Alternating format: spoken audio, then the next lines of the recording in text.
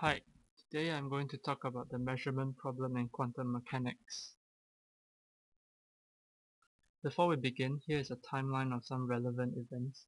In 1909, Taylor showed that under certain conditions, light behaves both like a particle and a wave. This is known as the wave-particle duality. In 1923, de Broglie extended this concept to other particles such as the electron. 3 years later, Schrödinger developed his wave equation to explain wave-particle duality. This is an image of the famous Schrödinger's cat.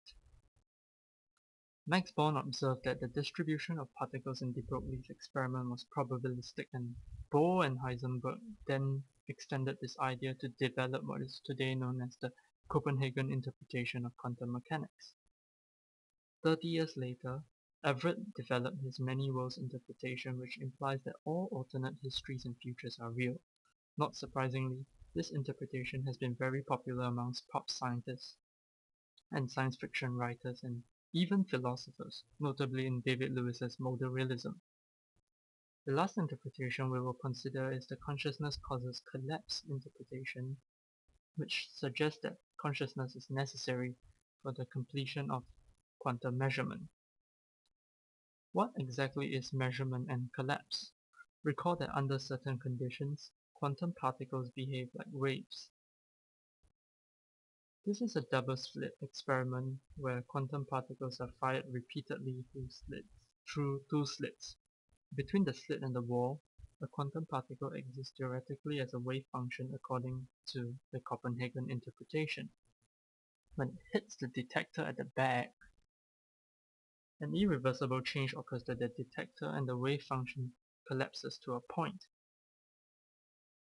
Repeat the experiment multiple times and we obtain an interference pattern. But particles don't interfere with themselves, so these particles must have existed as a wave. Let us look at Lakatosh's framework next.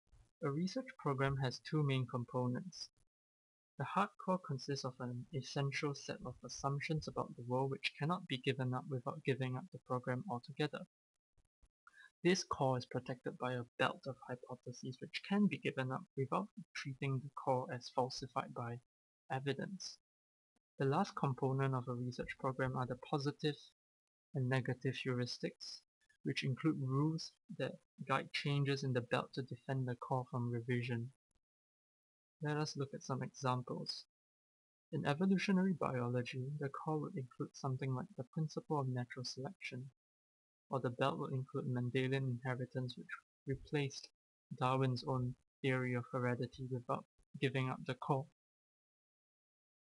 Meanwhile, in Newtonian mechanics, the positive heuristics would be something like search for the cause, since every action has a cause, while the negative heuristics would deny action at a distance except for gravity. Now let us return to quantum mechanics with Lakatosh's framework. In the table, we have the three interpretations from before. There are many other interpretations, but here I only have time for three. No empirical evidence exists that can distinguish between these interpretations. To this extent, all of them are consistent both internally and with external experiment. Thus, it remains a live scientific issue which interpretation is the correct one. I propose that each of these attributes such as determinism, real wave function, etc. be considered as part of the core tenets of their respective research programs. For example, let's focus on the tenet of observer rule. Both the Copenhagen and consciousness causes collapse interpretation cannot give up the observation causes the wave function to collapse without becoming a completely different interpretation altogether. Here are some lessons we can draw from my proposal. We can first see that the Copenhagen interpretation is the dominant research program today. At a conference in Germany back in 2013, a survey was conducted and approximately 50% of physicists present thought that the Copenhagen interpretation was the right one and 17% thought that the consciousness causes collapse interpretation was correct. Interestingly, none supported the many worlds interpretation. We must take note that these are sample results, but nonetheless my suggestion seems reasonable. Lakatosh thought novel predictions were what set progressive research programs apart from degenerating ones, we can test the implications of each theory to obtain some indirect confirmation about the interpretation. Alternatively, we can look towards other explanatory virtues such as Occam's razor, which would partially explain why the many-worlds interpretation has degenerated and is unpopular amongst physicists. If so, is it rational for scientists to even consider the many-worlds interpretation as an option? Well, I think yes, and there have been big-name physicists who have supported the interpretation, such as Stephen Hawking. As Lakatos said, it is perfectly reasonable to play a risky game. What is irrational is to deceive oneself about the risk.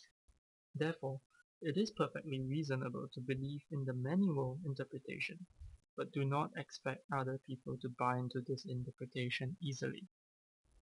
That's it. Thanks for watching.